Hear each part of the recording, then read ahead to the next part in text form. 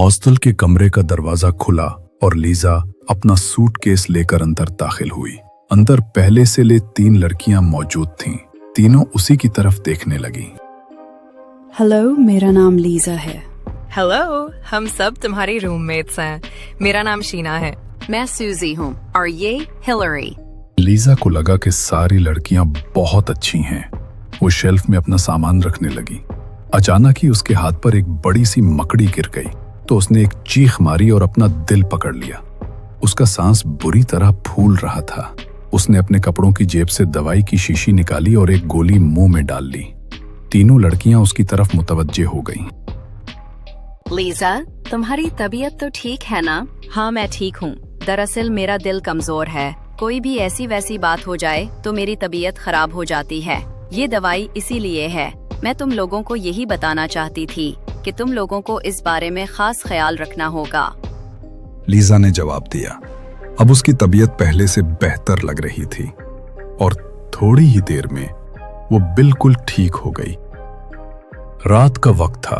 वो चारों सोने की तैयारी कर रही थीं। बाहर उस वक्त बारिश हो रही थी। बारिश का तेज शोर अंदर कमरे तक सुनाई दे रहा था। ऐसे में लाइट भी चली गई। चारों ने अंधेरे से डरकर चीख मारी। लाइट किसने बंद की? हिलरी ने डरते डरते पूछा। किसी ने बंद नहीं की, मौसम की वजह से कुछ खराबी होती है, सूजी ने जवाब दिया। मैं एक आत्मा हूँ और मैं तुम्हें जान से मार डालूंगी। सूजी, देख लो इसे।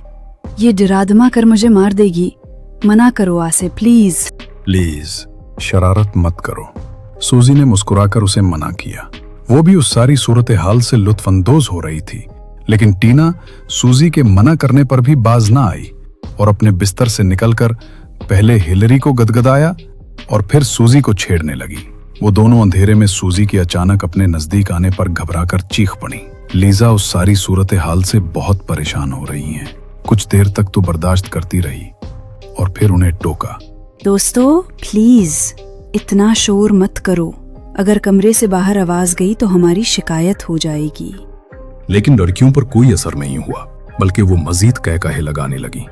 लीजा, क्या तुम्हें अंधेरे में अपने पास कुछ महसूस हो रहा है? टीना ने लहजे को बेहद परअसरार बनाते हुए कहा। क्या है मेरे पास? वो बौखलाकर बोली तो अचानक ही मेना ने चुपके से आकर उसे गदगदाया तो वो बेचारी डर के मारे चीख पड़ी। तीनों लड़कियां हंसने लगीं। कितनी शरीर हो तुम लोग। लीजा अपने डर पर काबू पाते हुए बोली। बहरहाल थोड़ी ही देर में लाइट दोबारा आ गई तो लीजा ने सक्का सांस लिया कि इन तीनों की शरारतें तो बंद हुई। रात का वक्त था। लीजा अपने कमरे में सोने के लिए आ रही थी। हॉस्टल में उस वक्त गहरी खामोशी थी। शायद सारी लड़कियां सो चुकी थीं। अचानक ही लीजा को अपने पीछे किसी के नंगे पांव दौड़ने की आवाज सुनाई दी। उसने पलटकर देखा, कोई न था। वो एक बार फिर चल पड़ी। अब की बार किसी लड़की के बनने की आवाज आई। लीजा पर खौफ तारी होने लगा। कौन है? उसने डरते डरते पूछा। लीजा, कहाँ जा रही हो? मेरे पास आओ। जवाब में किसी लड़की की सरगोशी सुनाई दी। कौन हो तुम और सामने क्यों नहीं आती? अचानक ही उसके पीछे से एक बदशक्ल लड़की, जिसके लिए बाल खुले हुए थे और वो सफेद कपड़ों में मलबूस निकलकर सामने आ गई तो लीजा के हल्क से डरी चीख बरामद हुई और वो उल्टे कदमों वापस भागी। उसे अपने पीछे उस लड़की के पुकारने की आवाज सुनाई दी। रुक जाओ लीजा! लेकिन वो जिस तरह मुंह उठा भाग गई। भागने के दौरान लीजा को उसी लड़की के कहकाहे लगाने की आवाज सुनाई दी। अचानक एक जगह आकर लीजा का पैर मुड़ा और वो गिरती हुई नीचे गिर गई और फिर वो खौफनाक लड़की न मालूम कहां से निकलकर उसके सामने आ खड़ी हुई। लीजा का खौफ से सांस रुकने लगा। उसने अपना दिल पकड़ लिया। उसका सांस खौफ बेतहाशा फूलने लगा। वो अपने कपड़ों की जेब में दवाई टोलने लगी। वो खौफनाक लड़की उसके ऊपर झुकती चली गई। उसके साथ ही लीजा की आंख खुल गई तो वो फुलक शिगाफ चीख मारकर बिस्तर पर उठकर बैठ गई। ये सब एक ख्वाब था। उसने दरअसल ख्वाब देखा था। वो पसीने में शराबूर थी। बाहर बारिश अभी भी जारी थी। उसका सांस बुरी तरह फूल रहा था। उसने अपना दिल पकड़ लिया और एक हाथ से अपनी दवाई निकालकर उठा ली। उसके चीख मारने से तीनों लड़कियां उठ बैठी थीं। क्या हुआ लीजा, तुम ठीक तो हो ना? हाँ, मैं ठीक हूँ। बुरा ख्वाब देख लिया था। तुम लोग सो जाओ। लीजा को इस हॉस्टल में आए हुए अब 2 माह का अरसा गुजर चुका था। सोजी, मेना और हिलरी वैसे तो अच्छी लड़कियां थीं, लेकिन शरीर बहुत थीं और हर वक्त लीजा के साथ शरारत करती रहती। लीजा कमरे का दरवाजा खोलकर अंदर दाखिल हुई। उस वक्त तीनों लड़कियां सो रही थीं। कमरे में मुनासिब रोशनी थी। लीजा ने एक नजर उनके सोए हुए वजूद पर डाली और फिर एक गहरी सांस लेते हुए खुद भी बिस्तर पर बैठ गई। पहले तो उसने शेल्फ में अपने पढ़ने के लिए एक किताब निकालकर उसे 5 मिनट पढ़ा और फिर उसे नींद आने लगी, तो वो किताब बंद करके सोने के लिए लेट गई। अभी उसे लेटे हुए 5 मिनट ही गुजरे थे और अभी नींद भी ना आने पाई थी कि उसे अपने पास से किसी लड़की के बोलने की आवाज सुनाई दी। लीजा, क्या कर रही हो? मेरे पास आओ। उसने घबराकर पलट कर देखा, लेकिन वहां कुछ भी ना था। वो दोबारा से सोने की कोशिश करने लगी। अचानक ही उसकी चादर किसी ने एक झटके के साथ उस पर से उतार फेंकी, तो वो बुरी तरह हड़बड़ा कर उठ बैठी।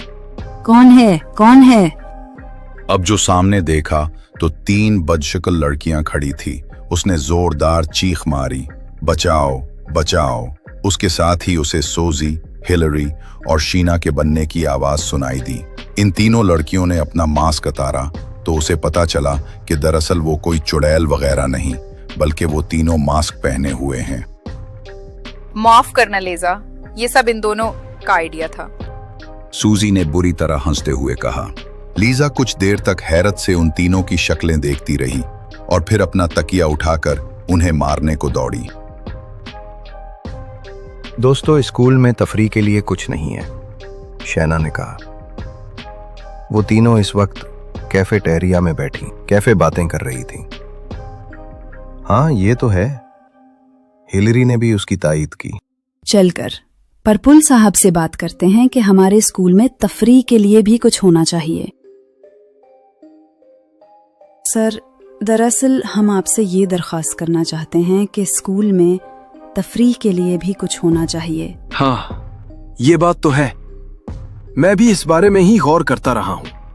स्पोर्ट्स का पीरियड कैसा रहेगा? या फिर अगर मैं स्कूल में एक भूत बंगला बनवा दूं तो? जी बेशक, ये तो बहुत ही अच्छा आइडिया है। असल में प्रिंसिपल साहब एक मशहूर मुसन्निफ भी थे और डरावनी कहानियां लिखा करते थे, इसलिए उनके दिमाग में भूत बंगले का ख्याल आ गया। तो बस फिर तय समझो, मैं बहुत जल्द स्कूल में भूत बंगले का काम शुरू करवा दूंगा। जी बेशक, ये तो बहुत ही अच्छा आइडिया है। प्रिंसिपल साहब इन तीनों के मुस्कुराते और खिलखिला चेहरे देख रहे हैं, जबकि लीजा को यह आइडिया पसंद ना आया। वो बचपन से ही ऐसी चीजों से डरा करती थी। और फिर अगले रोज प्रिंसिपल साहब ने पूरे स्कूल में यह ऐलान कर दिया कि स्टूडेंट्स की तफरीह का ध्यान रखते हुए मैं स्कूल में एक भूत बंगला बनवा रहा हूं। सारी लड़कियां बहुत खुश हुईं और फिर चंद महीनों तक स्कूल के एक हिस्से में भूत बंगला बनकर तामीर हो गया। सोजी, हिलरी और मीना साथ में मिलकर भूत बंगले की सैर करके आईं, तो वहां के किस्से लीजा को भी सुनाने लगीं। सच में बहुत ही पर असरार जगह है। तुम भी हमारे साथ चलो, बहुत मजा आएगा। मुझे तो डर लगता है और फिर वैसे भी मेरा दिल बहुत कमजोर है। मैं नहीं जाऊंगी। अब चलो भी लीजा, वो जगह ऐसी भी नहीं है और वैसे भी जब हम सारी इकट्ठी जाएंगी तो डर नहीं लगेगा। पहले तो लीजा मना करती रही, लेकिन फिर उनकी जिद के आगे हथियार डाल दिए और चलने के लिए रजामंद हो गई। इस वक्त वो चारों भूत बंगले के बाहर खड़ी थीं। दोस्तों, मुझे बहुत डर लग रहा है। लीजा ने एक बार फिर कहा, तो उन तीनों ने उसका हाथ खींचा और उसे अंदर ले गईं। और बहुत कम रोशनी थी और अंधेरा ज्यादा था। वो लोग थोड़ा आगे चले तो एक सिरकटा भूत उनके सामने हाथ में कुल्हाड़ी लिए अखड़ा हो।